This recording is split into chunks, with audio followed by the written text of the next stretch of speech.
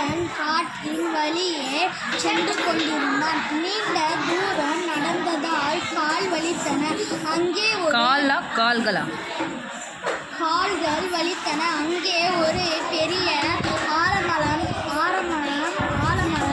இருப்பதை பார்த்தான். அதன் நிழலில்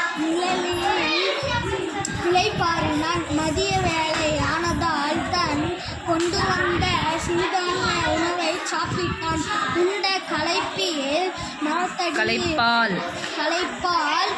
மரத்தடியில் படுத்தான். அப்போது மரத்தை அண்ணாந்து பார்த்தான். அதன் கிளைகளில் உள்ள பழங்கள் அவன் கண்ணில் பட்டன.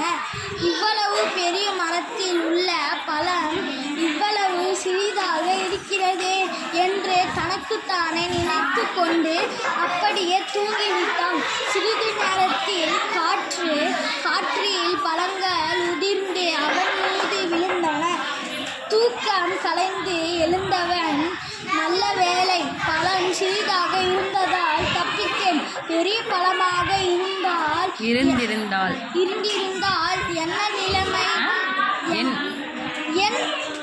நிலைமை என்னவாகி இருக்கும் என்று இயற்கையை எண்ணி